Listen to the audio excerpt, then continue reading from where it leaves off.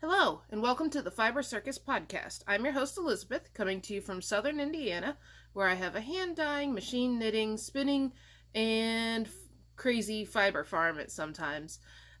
This is episode 29, and it is October 17th. And if you're a returning viewer, thanks a lot for coming back. And if you're a new viewer, thanks a lot for tuning in this week. If you need to get a hold of me, all my contact information is just down below in the show notes. And I'm Spotted Circus on Ravelry, Facebook, Instagram, and most other social media places. So sit back, relax, and hopefully you enjoy the show. So this week, I've been doing a lot of dyeing, getting prepared for a festival next weekend, so I haven't done as much knitting as what I normally would. And as you can see, I'm also recording in a different spot because I'm waiting on the FedEx person to show up with about 40 pounds of fiber that I need to get dyed before I leave next week. So hopefully it doesn't look too off. So the first thing that I've been working on this week is my Dust of Snow wrap by Helen Stewart of Curious Handmade. And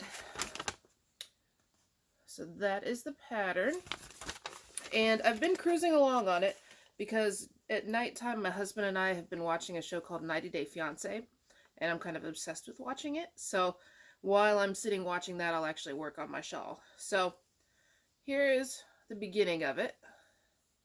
It goes through the oranges and the yellows, and then the greens and the blues, and that marker is where I was last time I recorded. So you can see I've made a fair bit of progress. I'm up and I did all the aqua-y colors, and now I'm going into the purples. So I'm down to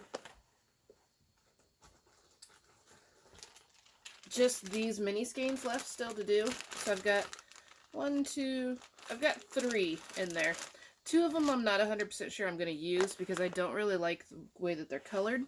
But, and I have around here someplace, the bag of mini skeins I have used.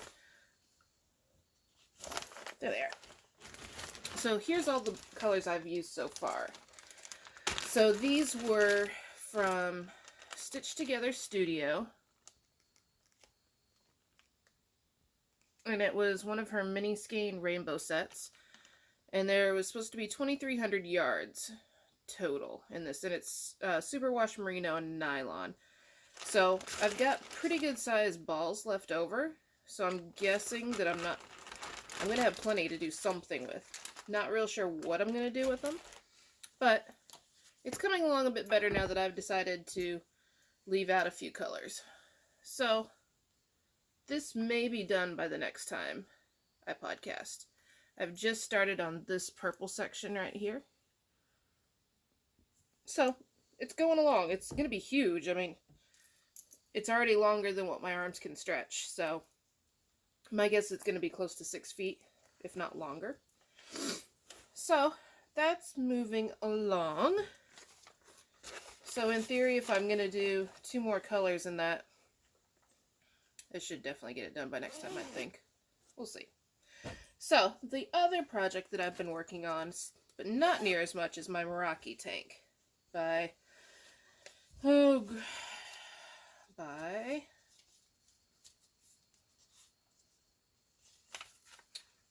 Sara Gresbach. And I'm currently knitting it out of Berocco Remix Light, which is a nylon, cotton, acrylic, silk, and linen blend.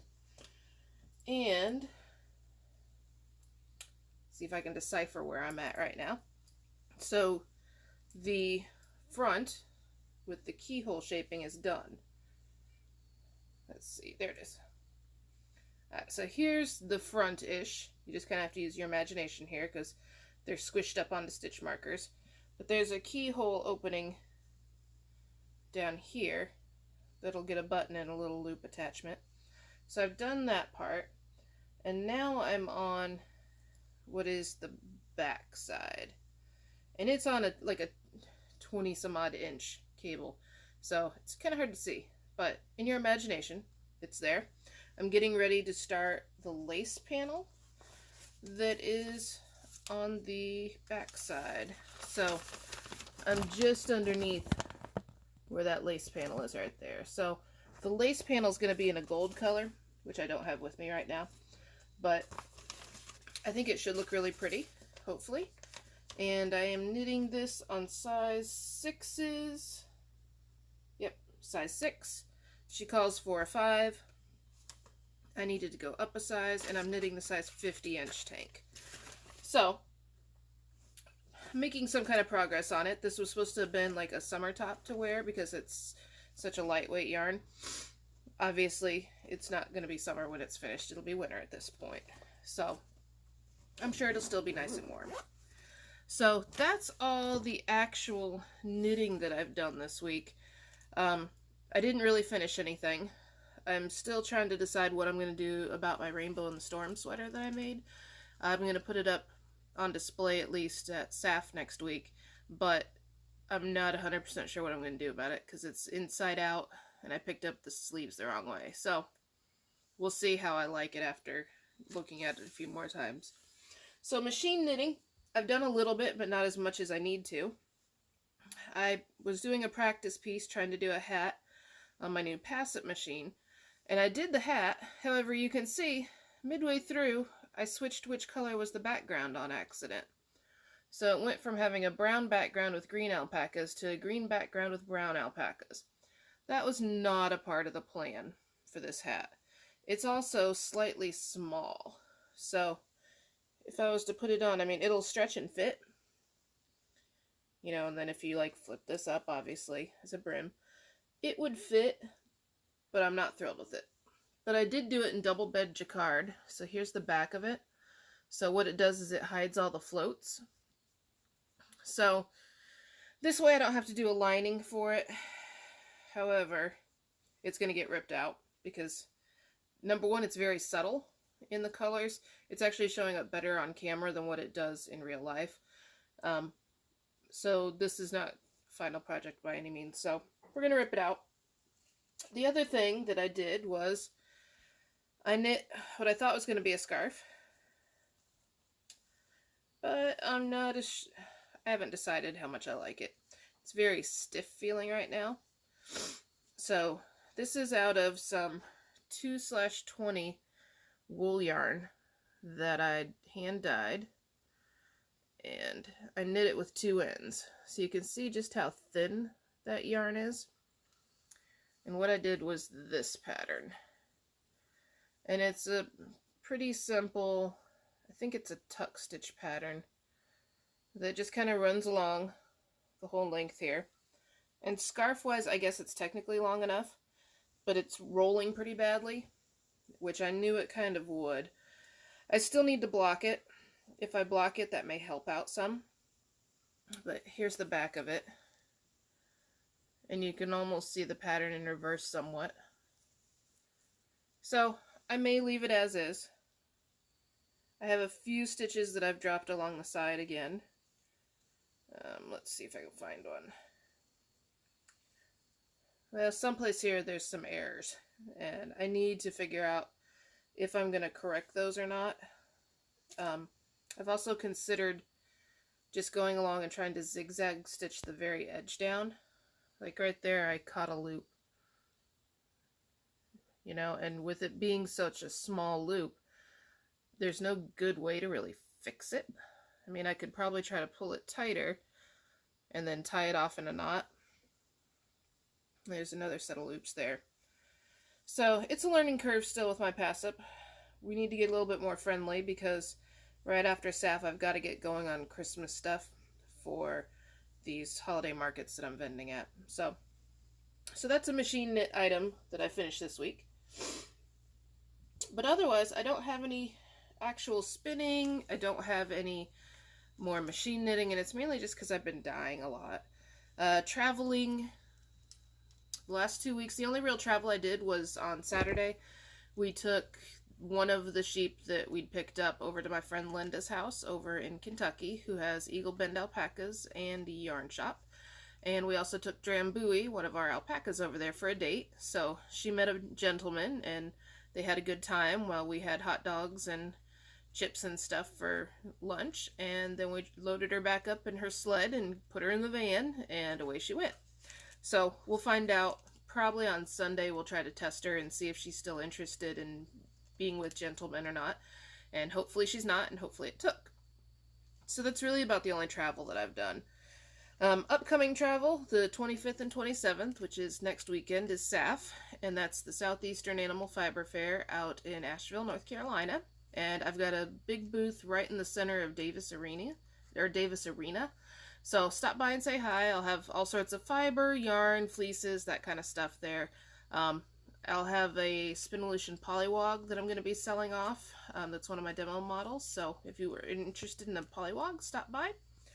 After that, November 30th is the Hoosier Artisan Boutique, and I've got to get my button gear for that because I'm planning on having a bunch of hand-knit goods, some felted soaps, and dryer balls.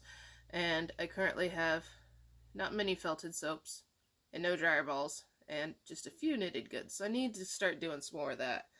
And then after that is December 14th, which is the Alternative Gift Fair, which is also up in the Indianapolis area. So if you're in the Indiana area, stop by both of those events, and I will definitely have something interesting for you to hopefully buy for you for Christmas time. So besides that, I've been doing a lot of dyeing. I've been doing a couple labor-intensive yarns, and so I haven't gotten as much produced as what I wanted to, but I've been doing some. So the first one I've got here is called Oil Slick, and Oil Slick is a reverse speckled yarn, which means there's a background and then there's these little blips of color, which will be just about a stitch or two long. And this is called Oil Slick, and it's on a superwash merino nylon, and this is what I used in my Rainbow in the Storm pullover. And then I also have another batch of disco lights, which is basically a black with neon speckles throughout. And this is also a reverse speckled yarn. So I've got, I think, 10 skeins of each of those that I'm taking with me to SAFF. Disco Lights has sold out at the last 2 festivals I've done, so I wouldn't be surprised if I don't have a whole lot of it when I come back. I also worked up a mini skein package, which after I did my 6 neon colors, and you can see all these, and all these have some little speckles in them as well, I decided that I should probably include a white with all the colors speckled in, and then a black reverse speckle, just like Disco Lights. So this is going to be a 6 mini skein package, and I think, if I remember right, there's just under 600 yards in one of these, and it's superwash merino nylon, and trying to find a way to display it was kind of a pain. Because I couldn't, so I've got zip ties currently. And I guess it's just going to kind of be like a zip tie full of fun little mini yarns. And I can't get all the tails to tuck in either, which is driving me up the wall. But, worst comes to worst, I can work on that at SAFF, just poking in little tails and stuff. So, this will be up for sale at SAFF. I only have 6 sets of it. So, after SAFF, whatever I have left will probably go up into the Etsy store. I like the way this speckled one turned out. They're slightly variegated between skeins. But here's my 6 little slightly crazy specklies. And then I've got 6 of the reverse specklies. So that should make a really pretty fun shawl, I think. So if I had more time, I would have knit up a sample of all of the mini skeins together, but that's just not going to happen. So besides that, I've been doing some roving. I have the close to 40 pounds of fiber that's showing up today that needs to get into the dye pot and back out of the dye pot before I leave on Wednesday. So that's going to be a bit of a challenge, but we'll get it done. And besides that, I guess that's about all the big news for this week. It's a really short podcast because I've been pretty busy with dyeing and stuff, so I don't have a whole lot of crafting time at the moment. The babies are doing good. I can see them right now at the window. They're running around like idiots. We have coats on them because it's been dropping into the 30s at night. And so trying to catch them, put a coat on them, and then take it back off during the day has been kind of a pain. But we want to make sure that they're happy, healthy little boogers. So we do it. Otherwise, I guess that's about all the excitement for this week. I'd like to encourage you to support your local farms this year because with the drought that's happened, during the summertime and the extreme flooding in the early spring, the price of hay for most farmers has more than doubled. Normally we pay about $5.50 a bale. This year it's at $8 a bale, and I've seen small square bales, like 50-pound bales, going for between $12 to $13 a bale. And most farms, that's a pretty large increase for feed costs. That's almost double what it is we'd normally pay, and that's not exactly something you expect. And as a result, hay is very short this year. So I think you're going to see a lot of farms selling off animals this year because they just can't afford to feed them over the winter. So if you're at a fiber festival this fall, or if you're doing some shopping for somebody online, consider buying something from a local farm to help them support their animals through the winter. A lot of dyers use imported bases. My superwash merino nylon is not made here in the U.S. I don't know of any superwash merino nylon that is made in the U.S. It's all imported from other countries. However, all of our roving, our alpaca roving, our cormo roving, and those types of things are made here in the U.S. from animals that we personally know. So it's definitely very important this year to help support your local farm. So consider doing that, please, because your farmer and their animals will thank you when they go to pay the hay bill this year. So that's about it for this week. If you're coming to SAFF next week, I will see you at SAFF, and otherwise I will see you the week after. Bye.